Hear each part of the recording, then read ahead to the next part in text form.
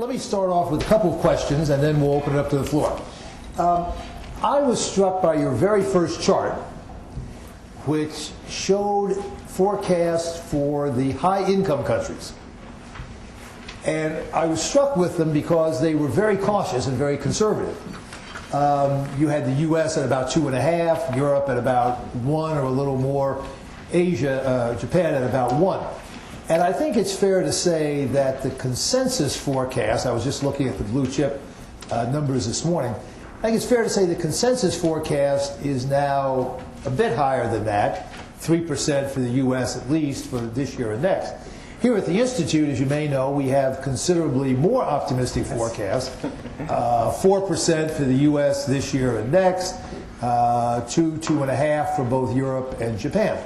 So I have two questions for you. One, why are you so cautious about the outlook in the high-income countries? And secondly, suppose the more optimistic forecasts are correct, what would it imply for Asian growth, Asian current account balances, Asian rebalancing? How sensitive are your Asian forecast numbers to your numbers for the high-income countries? And would the outlook for Asia change significantly if it turns out that things go more robustly in the high-income developed countries? Thank you for that question. I think it's making the economic forecast is always the challenging, especially this changing economic environment. We cut our forecast date based on the data up to the mid-March because you need to make some assumptions. And our forecast at the time for these G-city economies, as I just explained, is the 2.4% US, 1.1% Eurozone, and Japan 1.3%. Of course, I mean, since the mid-March, there are some more the better news for the G-city economies. But the question is whether this will be still is the uncertain. I mean, how we would see the future forecast for the Asia, the industrialized countries. I think it's mainly the issue is what will happen to the consumers' sentiment and the business sectors. I mean, what we have seen is some growth has been driven by the restocking of the inventory. It's maybe obviously you cannot continue this restocking inventory. Business sentiment have been improving, but still, if you look at the investment in especially the housing sectors, still quite slow, and then it will take time to recover to the pre-crisis level. And consumers' sentiment is quite fluctuating. It's improving, yes, but still it's not very high. So we are a little bit cautious on that. I mean, our forecast is not really different from the forecast made by the World Bank or IMF. I mean, the IMF, maybe IMF will change the forecast this week, so we need to look at it. But current their forecast for the Eurozone is 1%. I mean, it's close to our forecast. The World Bank for the Japan 1.3%. Ours is also 1.3%. Fred, you're right. I mean, consensus forecast. We also checking the consensus forecast every week. Actually, a little bit higher this week. They really increase the forecast for the G3 countries. Like now, US around 3%. Japan is about 2%. So we'll see. I mean, if everything going to the much better forecast performance in the G3 economies, it will have, of course, it will have an impact on the Asian countries. Asia's export to the G3 economies will increase. Still, I mean, these industrial countries are major export market for the developing Asian countries. So Asia's export will increase. Asia's current account balance will increase significantly, and then there will be more pressure on the inflation side. And I think that may happen. But our baseline scenario is still the inflation will be manageable, and current account balance will be a little bit declining compared to the last year. I think my colleague Nick Lardy has a follow-up on that set of topics. Nick Lardy at the Institute. I do have a follow-up question on this general topic. Dr. Lee, you suggested that China's current account was going to continue to come down to 4.1% this year, 3.6% in 2011. And my question is simple. Do you do forecasts like the World Economic Outlook of the IMF, where you assume no change in the exchange rate, or is there some anticipated change in the exchange rate that is a factor in generating those results?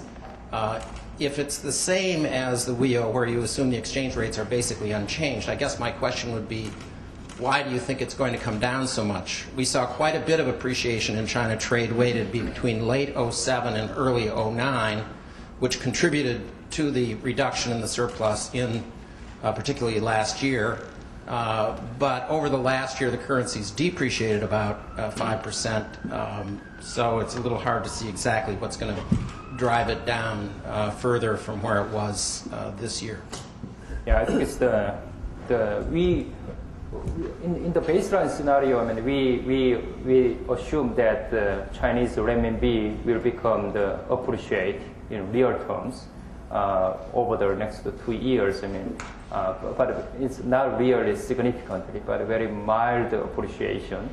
The baseline assumption was starting from the second half of the year, it may start to a little bit increase flexibility of the Chinese yuan, and then it will lead to the gradual appreciation. I mean, that's the first point. I mean, the gradual appreciation may not have a huge impact as long as it is a small amount on the China's current account, current surplus, but it will have some impact on the their export. And but the main change coming from the domestic demand side, we think is still there is a significant stimulus impact on the domestic demand. So, and then we see actually even private consumption and investment, there are still strong, robust recovery. So I think that will have also impact on the China's import. So that's the basic assumption. I mean, I think it's also subject to all kind of the policy development. So I would see that even though, I mean, as you said, Chinese current account surplus will decline a little bit over the next 2 years, but still it's a significant amount. I mean, this is as a ratio to the GDP is a little bit decline, but it's significantly absolute amount will be increased. So it will be still, I mean, the sizable amount. Let me ask you a follow-up question to that, because this issue of the Chinese surplus, exchange rates, a rather hot topic here in Washington, as you know. We had a presentation just a few weeks ago from the IMF team that projected the Chinese surplus out till 2014, kind of a 4 or 5 year projection, and suggested that it would be going up sharply again, and in fact hit record levels, about 8% of China's GDP by 2014, and in fact hitting a level that would be larger than the U.S. global deficit. So the Chinese surplus would become the largest global imbalance. Now, they may make some modifications in that. We don't know before the final version, although this was a forecast that they were putting around fairly widely. My question to you is whether you all at the ADB do longer range projections. You just mentioned a 3-year forecast. How far out do you go? And if you do go out 3, 4, 5 years, what do you see as the more fundamental trend in the Chinese imbalance, and what that implies for the whole global rebalancing exercise? I think I know this IMF forecast. I don't know the current version, but yes, I mean the IMF forecast significant global imbalance over the next 5 years, and it mainly contributed by the China's sizable current account surplus. The first point is that's the ratio to the world GDP. It's not China's own GDP. So it's basically the China's own GDP is increasing much faster than the world GDP. I mean, so it's even though let's say China's current account surplus is a little bit decline as a ratio to the China's GDP, as a ratio to the world GDP is still very significant. it's remain as it is. I mean, so it's if we think everything as the global imbalance as a ratio to the global GDP, I mean, there is no doubt that China surplus will maintain significant surplus, and it will be the big part of the global imbalance. I mean, that's the first point. Whether China's, we don't make any significant forecast for the China's current account surplus or deficit imbalance over the long-term period. I mean, but China's is also depending on the China's long-term growth projections as well as some structural adjustment. So if the China, as we discussed, I mean, China need to strengthen their domestic demand over time, that will help to increase the import. And then also by increasing exchange rate flexibility, they are actually reduce the substantial incentives to the export sector. I mean, so that will help to also rebalance a little bit. And I think it's as I said in my presentation, I mean, this global imbalance is still persisting, and then it will be the significant risk to the global economy, especially this abrupt withdrawal of this global imbalance will create the very volatile capital flows as we once experienced. I mean, that will hurt the Asian countries. So I think we have been raising this issue to the Asian regional policymakers, saying that this is the Asia's own interest, I mean, to trying to reduce our own imbalance and also correct our own distortions, and then this will also help to reduce the global imbalance and promoting the global financial stability. Let me ask one other related question to this, and then we'll open it up to the audience. You mentioned briefly toward the end of your remarks your recommendation that the Asian countries adopt a more concerted approach toward their exchange rate management. And I fully agree with that. We've written some things on it here. I do not have much sympathy for China's exchange rate policy, but there is one place where I do have some sympathy for China and the other countries in Asia, which is none of them can be quite confident when they let their exchange rate move that their neighbors will do so in the same direction. And your chart showed how Korea let its exchange rate appreciate sharply back in the earlier part of the crisis, but no other Asian currencies went with them, and so they lost competitiveness and tried to reverse that. You have worked a lot, I know, on cooperative monetary policies among the Asian countries. You were, in fact, in charge of that division at the bank for a couple of years, as I mentioned. Would you elaborate a little bit on what kinds of concerted policy steps you could imagine for the Asian countries so that they would be perhaps a bit more confident to let their individual exchange rates become more flexible and move more broadly in the world economy? And what do you think are the prospects for some movement in that direction? Yeah, I think this is the important questions.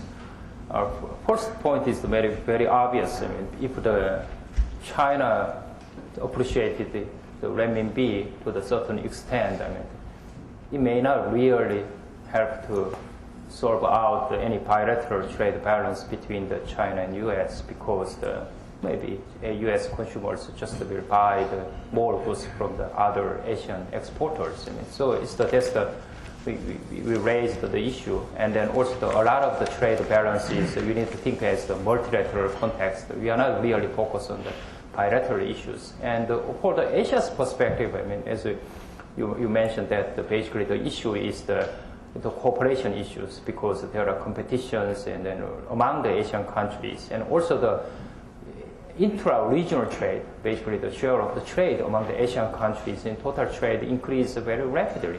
But how to promote regional trade, especially, I mean, we are too much relying on the extra regional trade. So promoting regional trade is another source of the growth. And then the way to promote is also maintaining the exchange rate stability among the Asian countries. So eventually, the way Asian currencies is going to the future is the flexibility between the Asian currencies vis-a-vis other international currencies like the US dollar and the euro will increase, more flexibility. But among the Asian countries, maybe move a little bit more together. I mean, this is what Asian countries talking. But how to promote this policy coordination is the big challenge. I mean, of course, I mean, this regional rivalry is the one issue, and then the diverse development stage is another issue. I mean, exchange rate policy also reflect their other the structural characteristics. So, and also this asymmetry, because some countries are adopting the different policies because they are more open to the global trade. The other countries, for example, is not really implementing the capital account liberalization. But now I think this global crisis gave some momentum. Even though, I mean, the crisis is not good for everyone, but sometimes, maybe except to the economists, but gave some momentum to the Asian countries. Well, I think for example, so-called Jong-Wha initiative, multilateralization. There are a lot of discussions, so-called like Asian Monetary Fund, how to promote bilateral swaps. I mean, a lot of discussions, but it's a little bit, it's just very muted before the crisis. But now they announced they set up 120 billion regional reserve pool, and then now it's completely implemented, all legally signed. Legal contract is signed among the ASEAN plus 3 countries. That means ASEAN 10 countries, China, Korea, Japan. So this 120 billion money will support the number of countries if there is need when they got into the crisis. This is like the more likely IMF emergency lending. And then they now decided to set up their own surveillance unit in Singapore. They just announced. So it's a lot of discussions in Asia.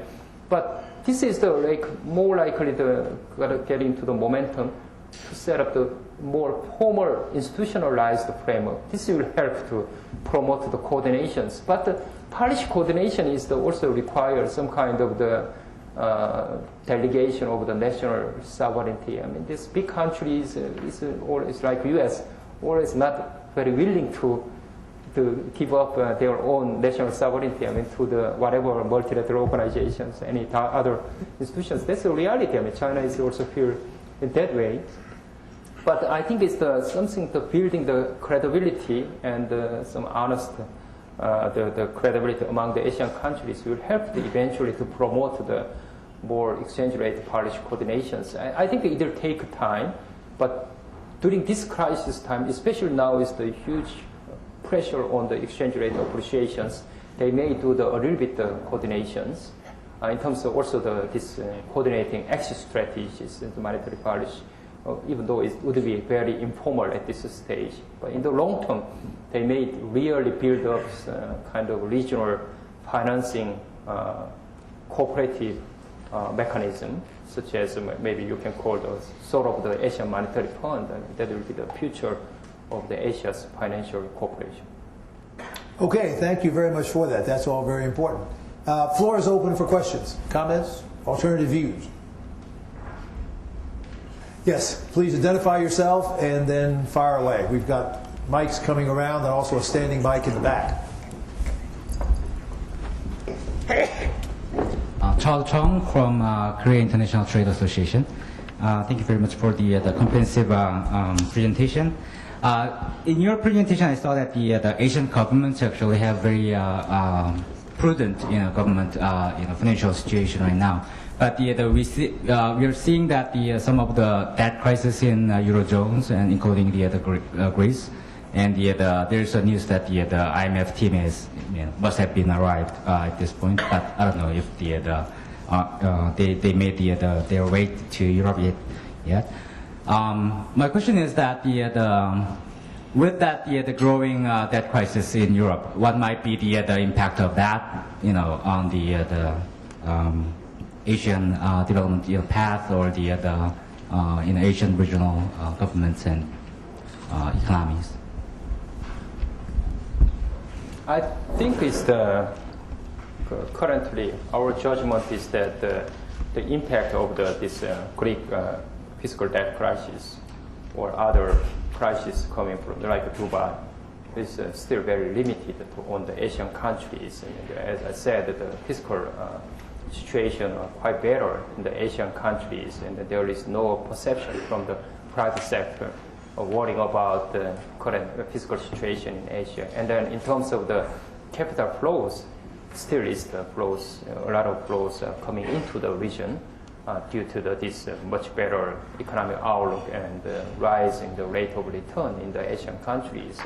That's the basically current baseline scenario. And then whether there will be much deterioration in the industrial countries' fiscal situation over time, there is of course there is a possibility. They need to do some fiscal consolidation. I mean, over the midterm, not even right now. I mean, although it's not right now. And then Asian countries. I mean, we did some simulations. Even though this fiscal debt to the GDP ratio is around 40%. I mean, they've just maintained current fiscal balance, like deficit.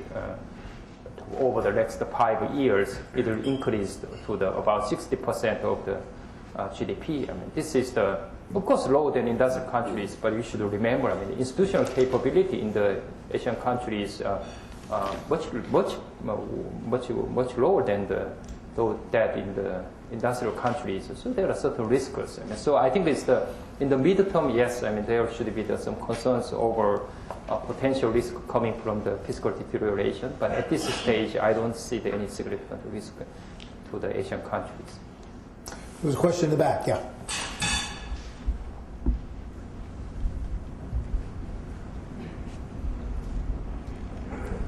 Really high. Thank you, Dr. Lee. I'm Richard Cronin from the Stimson Center, and I'm wondering how to read the forecast in a more broad way, and that is, when I look at the forecast, it looks fairly optimistic to me, and then I look at the risks, the list of risks, and I keep going, yes, yes, yes, yes, yes. All those risks look very credible to me. Now, my question is the baseline sort of a middle path between a high forecast and a low forecast? Or how can I read the baseline in terms of what your own judgment has been about those risks? So, thank you. Okay. Well, we think it's still. I mean, this Asia's economic outlook is quite optimistic. It's quite bright over the next 2 years. I mean, I think that's the current scenarios. These risks, basically risks means already known. I mean, basically there are some downside risks, but with low probability. I mean, there are risks. I mean, coming from the, let's say, natural catastrophe or the political uncertainty. I mean, there are always the risks. But if the risk is known, I mean, you cannot really think this is consider some kind of with some probability, you can construct some baseline forecast. But I think it's these risks at this point the probability is not really high. I mean, there are some possibilities, but it's not major with a significant probability. Well, we need to worry about more uncertainty. I mean, which may be unknown at this point. But it may hit the regional economies. I mean, this is I cannot elaborate. I mean, what would be the major uncertainty to the region? I mean, you can think of some more, even the natural disaster or some kind of political uncertainty may hit the region. I mean, that of course, I mean, could have significant impact for the Asian countries. These emerging Asian countries are always very susceptible to the big uncertain shock. I mean, so we'll see. But I think my main message is the Asian countries are really getting into the recovery momentum.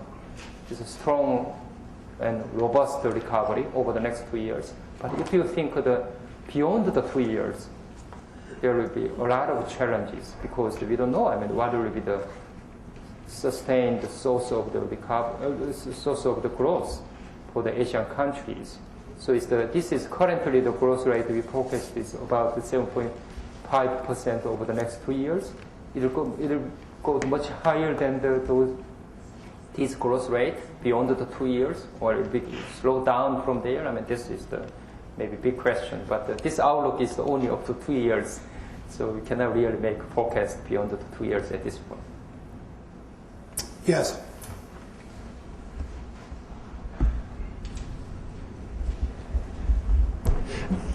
Thank you. My name is Donghui Yu with the China Press. I have a question regarding the RMB issue. You mentioned that the Chinese may allow RMB to appreciate gradually in the next several months. How would you predict the strategy that Chinese government may take in the next couple of years? Will you believe there will be an initial appreciation like 2 or 3% in the next couple of months? And secondly, last month we saw the first trade deficit in China in the past decades.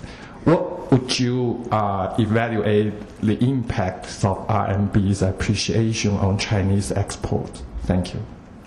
Well, I think it's as I mentioned, that the increasing exchange rate flexibility is really for China's interest, because this currently the very rigid exchange rate policies, especially since the summer 2008, actually may create some distortions. And I think it's increasing a little bit flexibility at this point, which could reflect the market fundamentals, would help China to absorb the very volatile external shocks at this point, also especially the capital inflows, and also the shift to resources a little bit away from the export-oriented industry to the domestic industries. I mean, this will, and also a little bit reduce the inflation pressures. So I think that this is China's interest. We support a more gradual approach rather than just to take one time the revaluation, because China's export sector is still very important, and we don't want to hurt China's export sector. And then also the maintaining strong and stable growth of the Chinese economy is also everyone's interest. It will have a huge spillover impact on the neighbor countries in Asia. I think this is basically national government choice. How to really implement the increased appreciation of the Chinese yuan over time, and which will really help to substantially rebalance China's source of the growth. I think it's hopefully. We think it's this implementing the more flexibility of the exchange rate policy should be sooner than later. I think that's China's interest as well as global interest. The way it should be implemented, I think, is by the government should consider many other factors, because exchange rate policy we should not really think the exchange policy is the most important thing. It should be combined together other structural measures to really address the distortions and the structural imbalances within China. As I mentioned, that how to reduce this excessive saving by promoting the household consumption is also important for China. So how to reduce the current account surplus is coming from the more likely structural adjustment, and combine it together more flexible exchange rate. This trade deficit, I think, we need to see what would be the trade balance coming to the next few months. I think focusing on only 1 month maybe too much. This is influenced by the temporary factors, and our understanding is that this is coming from the very strong import of the intermediate goods from the other countries. So I think this 1 month number. This might be important, but I think it's pretty much driven by the temporary measures. So I think we should look at the overall year's current account, the balance for China, and then see what would be the appropriate exchange rate policy. Ted, and then we've got a question up here at the middle table. Thank you very much. Ted Truman from the Peterson Institute for International Economics. Dr. Lee, I appreciated your remarks and the frankness with which you delivered them. However, my question is in the form of tell me it isn't so. So I was struck by the chart that you showed on exchange rate movements in Asia. which was all defined in terms of exchange rates vis-a-vis the dollar. Which strikes me as not constructive to anything constructive either for Asia or globally. Now maybe, so the question is whether that is just because you were trying to illustrate a particular point. But the weighted average, the appropriately weighted average, and one might even say real weighted average, is a much more acceptable, it seems to me, an intellectually respectable way of looking at these. And the weighted averages for the various countries on your table will be quite different. They will not show the same pattern as is true for, especially in real terms, that is true for those. For example, you've had much more deflation in Japan, so you haven't gotten the big real increases in real effective exchange rate. So I would like to know whether in the report itself or in your work, or whether you agree with me first, but in your report itself or in your work you actually do try to promote within Asia a better focus on weighted average exchange rate movements rather than a fixation, which in my view too many Asians have, on from north to south and east to west, by the way, on the bilateral dollar exchange rate. Thank you. Okay. I appreciate your comment and the suggestion. I think, well, the report is actually showing the nominal effective exchange rate and real effective exchange rate. I mean, the way, I mean, usually it's depending on the audience. I mean, this chart is last week I was in the road show and then making some presentation to the media, and then if you go to the so-called real effective exchange rate, I mean, the concept is very complicated to the media people. I'm not saying any negative things about the people are working in the media industry. So economists are very well aware of this kind of concept, real effective exchange rate. I mean, so I think it's I look at this chart, and then basically the movement, of course, is it's different, a little bit different in the absolute terms, but the directions are pretty much the same. I mean, you can say the Chinese yuan relative to this weighted average of the currency basket, also considering the price movement, I mean, it's maybe fluctuating. I mean, that's true. But in terms of the relative movement, some countries, especially the pegged to the US dollar, is showing the very little movement compared to the other currencies. I mean, so that's also true. I mean, so basically the argument here is how to relatively saying how to achieve the stability or the concerted movement of the regional currencies together. I mean, then we just pick up the US dollar, just deliver the message. But I agree. I mean, the real effective exchange rate should be the right measure, and then we need to look at more likely the movement vis-a-vis the major kind of weighted combination of the major currencies rather than just bilaterally to the US dollars.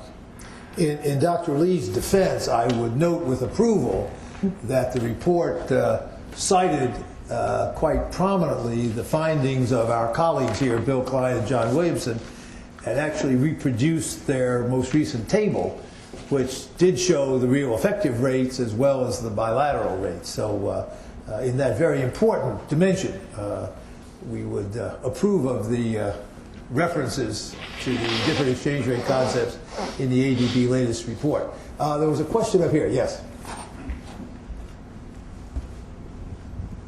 Thank you. Carl Dahlman, Georgetown University. Thank you very much, Dr. Lee. I think a very nice, very balanced presentation. So I wanted to focus a little bit on the risk. One risk that you didn't put explicitly, it's implicit in some of the background things, is the whole thing about the risk of a protectionist reaction to China. Because, as you pointed out, the surpluses will continue, and they'll get bigger in terms of the global share. The exchange rate, as you have put it in your assumptions, you're not assuming too much of an adjustment, very gradual over time. And we're entering a political cycle, and on top of that, as the Institute has pointed out, there's a risk of having carbon taxes imposed on everything else if no more work is done in the environment. So what is your sort of assessment of the risk of a protectionist reaction, US, Europe, other developing countries? There's been already movements in Brazil, Argentina, and so on. So I wonder if you could just tell us a bit more about your thinking on that and how you see it evolving. And if you can go also beyond the 2 years, that would be great. I think it's the one very fortunate things that happened during this crisis time is there was no significant escalation of the protectionist measures. I think we understand that some countries adopted some protectionism during this crisis, but it's compared to what happened during the major recessions like Great Depression. Compared to that, I think it's relatively speaking, the people understand that this is the time to preserve the global demand. Even they mobilized the strong fiscal measures to increase the domestic demand, and that helped to maintain global recovery. I think this sometimes, especially we understand that this risk is still there, especially because of the high unemployment in the industrial countries. There is, especially during the political, you mentioned political decisions. There is the people look at this as like the jobs. How we could preserve the domestic jobs, and then how to reduce the import. This is quite natural in terms of political. But I think it's basically the way we should promote this is like a win-win situation. Every country is import more by stimulating the domestic demand that help to not on export side. I think it's trying to reduce the export from the other countries. It's not the way that we see it. The better win-win situation is the increase import from the all around, then will help to increase the jobs in the many countries. So I think that's the way we look at it. And then I hope this kind of the more protectionist movement would not occur this year. And I think it's this bilateral, especially the conflict over the trade issues and exchange rate policy issues, pretty much highlight over the last months. But I think now it's a little bit settled down, and then we may go to some discussions in the multilateral context in the G20. I think that this is the right way. Because this exchange rate policy issues, like the big countries like China, is like multilateral issues. It's not really only the bilateral issues. So I hope that this will be solved out, and then basically reduce any protectionist pressures. I'd like to shift to a different part of your presentation, ask an analytical question, but one that's got some important policy implications. Your inflation forecast. You projected that inflation in Asia, developing Asia, the next year or two would average about 4%, and you indicated this was the historical average. Yes. Now, our good friend Olivier Blanchard, the chief economist at the IMF, has recently caused quite a stir when he suggested that inflation targets ought to be raised to 4% from the norm of around 2% that has prevailed in the higher income countries. But you're telling us that 4% is actually the norm in Asia. Asia's done pretty well economically the last several decades. So what is your take on the debate about normative inflation targets? Does the successful Asian experience with 4% suggest that it's not only okay but a good thing, or would you not draw such a far-reaching conclusion? Well, I didn't talk to him to bring this 4% inflation rate, and then actually I'm not really supporting the increase this inflation target for the industrial countries to the 4%. The first point is basically this target of inflation rate is depending on the country structural characteristics. We cannot really impose the one number for all the countries. This is the clear. Why the inflation targeting for Korea is different from the inflation targeting for Indonesia. Two countries are targeting the inflation as a central bank's primary objective, but their target inflation is completely different. Why? Depending on all other important factors. You cannot really say every country should target one inflation rate. So what I said is the 4% is on average, but it's the wide variety. We understand double-digit inflation is always the risky. You can go to the hyperinflation. That's why I said maybe Vietnam is our forecast is around 10%. So they need to really monitor the consumer price inflation, but more importantly, asset price inflation. Once it got into the acceleration, you cannot very hard to control the inflation expectation. So that's basically the point we raised, and then maintaining this price expectation, inflation expectation to the certain moderate level is always important for the Asian countries, especially the average inflation increase sometimes is not really have big impact on the economic growth, but it also hurts the income distribution. It has the huge impact on the poor people. So I think it's the maintaining price stability is very important for Asian countries, which are still very low in per capita incomes in the many regions. I think it's for the Asian countries, as I said, the inflation pressure is increasing, but it's manageable. 4% is not that high, but as I said, the asset prices increase more rapidly in some countries. There may be a real threat to the price stability as well as the financial stability. Question over here, and then Bill.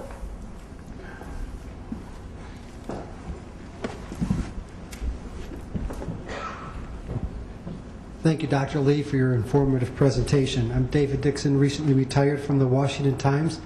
I'd like to ask you a couple of questions about the downside risks that relate to the U.S. economy. You mentioned a deteriorating fiscal condition, and the Congressional Budget Office recently forecast that U.S. budget deficits over the next 10 years would approach, would average about $1 trillion a year. So from 2016 through 2020, we're looking at an average of $1 trillion a year, almost 5 years into the economic recovery. And also, when you talk about deteriorating global imbalances, I assume you read Fred Bergston's article in Foreign Affairs a couple months ago where he cited a study by William Klein and himself that showed that U.S. current account deficits would literally go off the charts over the next 10 years, dwarfing in terms of a percentage of GDP what our deficits were right before they were cut in half during the crisis.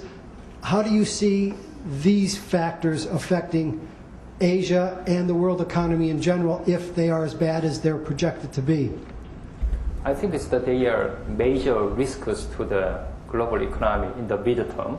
We understand that this is the exceptional time because coming from the global crisis, major recession since the Great Depression. So I think it's that we understand many countries, not just the industrial countries, but developing countries mobilized big stimulus measures, and that this is exceptional time. But now is once the recovery from the crisis becomes firm, they need to withdraw from these strategies, stimulus strategies. There is no doubt.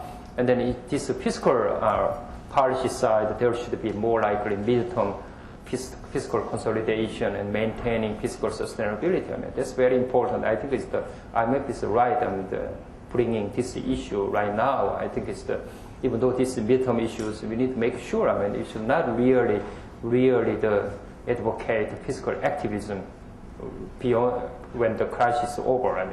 Really quickly withdraw from these exceptional policies. I think that also we understand that as the recovery becomes firm, the U.S. consumers' consumption will revive. That also the current account, as Fred Bergston and others saying that the current deficit will increase, and then there is always the risk that everything going back to the pre-crisis practice, and then China and other Asian countries, even oil-producing countries, who have the current account surplus. So it's going back to the problem of the global imbalances. So we need to address this issue. That's why the IMF and other institutions also raised this issue in the G20, and then G20 saying that to build up the much stronger and more resilient global economy, we need to address these global balancing issues and then also strengthening financial regulations. From the Asian countries' perspective, we also always raise the issue. There should be the actions from both sides of the Trans-Pacifics. The U.S. also needed to bring this more credible fiscal policy framework, to reduce the fiscal deficit. Not right now maybe, but in the midterm, how to reduce fiscal deficit is important to show that their commitment to build up the stronger global economy. I think this is the fundamentally important issues, but I think this issue will become more and more important over the midterm. Bill? Bill Helke, let me start where my question is and make some points, and then I'd like your reaction. I'd like to question the wisdom of gradualism for the revaluation of the Chinese currency. And my question derives from these facts, these concepts, which I think are generally agreed on by the open economy macroeconomics profession, which is number one, China is trying to develop, and the way you develop is increase your per capita income and output, right? Okay, that in general says your productivity is growing faster than the advanced economies who have already developed, because with capital mobility you will converge. Okay, as Blasa and Samuelson pointed out, if your productivity is growing faster than the reserve currency country, you're going to appreciate in real terms. Okay, next concept. There are three ways that you can appreciate in real terms. Your nominal currency can appreciate, your inflation rate can grow faster than the reserve currency, or the reserve currency's country can basically deflate.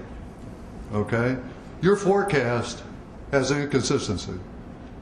It has Chinese growth growing faster, much faster than the U.S., so their productivity is growing much faster than the U.S. Their exchange rate, I think, is pretty much fixed, or at least not growing very much.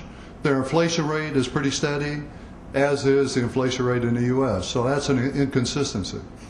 Okay, with capital mobility, if you do gradualism, you got a one-way bet. Okay, one-way bet in that, at least me, if I got the choice, a 10% rate of return on asset or a 1% rate of return on asset, my funds are going to 10%. So you got a one-way bet with funds flowing into China. The problem with gradualism is I think we've seen this movie before. We saw this movie in the first half of 2008 in China. We saw this movie 71, 73 when we were getting off of Bretton Woods. Now, can you explain to me why you think gradualism is such a great idea? I wouldn't have thought, after you lived through the first half of 2008, you would have thought gradualism was such a great idea. Or is there some concept that I think is generally accepted by the macroeconomics profession that I'm missing? I think it's there are the two issues, but gradualism versus rapid adjustment to the correct certain distortions. This is the basically big issue. I will not address that issues. How to look at this issue is the issue not be determined by the certain prior ideology. It's all depending on the country characteristics. What are the structural issues? When we discuss about some certain macroeconomic adjustment, it has a huge impact on the people and the industry and firms. So that's we need to be a little careful. So that's but gradualism is not really making very small adjustment over time. You need to think, how to design the macroeconomic policies. This is the certain issues relate to how to look at implement the policies. Let's just get to the real answers to your questions. There is no doubt that this theory is correct. Because the Balassa-Samuelson theory says that if the country productivity growth is much faster than the other countries, there should be the real appreciations. That's the kind of we understand from the theory.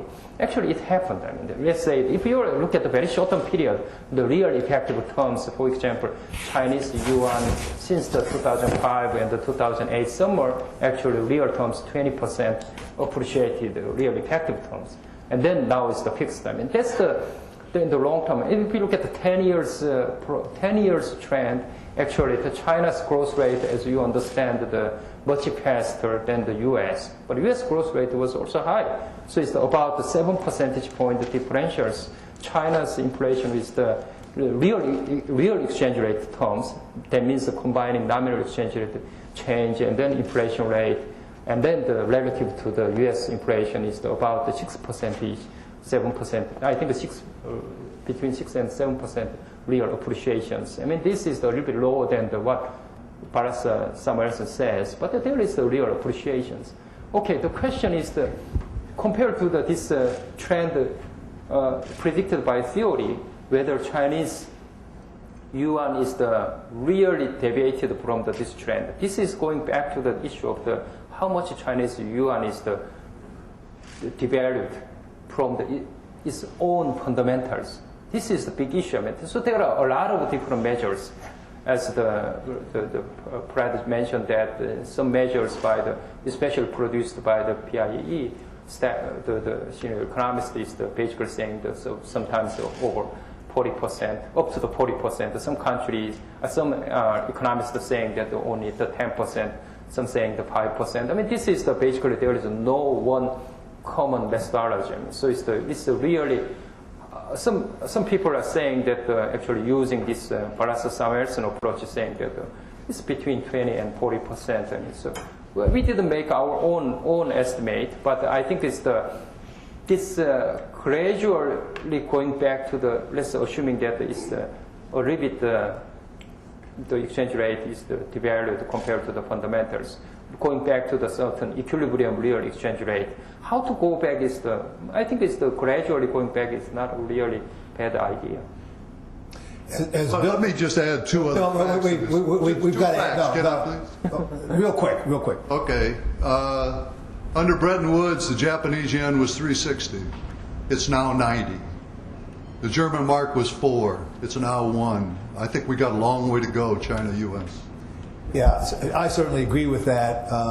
I would just say the way the Chinese avoid the dilemma, and you know that, Bill, is through a combination of capital controls on the inflows and a huge capital outflow as represented by the massive buildup of foreign exchange reserves.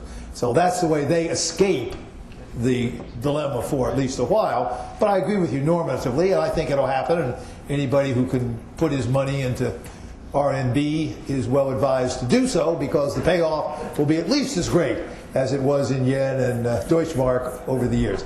Jong-Wha, it's a great pleasure to host you again. Thank you very much. We thank you and your colleagues from the ADB. We're delighted to be in close touch, working extensively with you. I thank all of you for coming. Meeting adjourned. Thank you.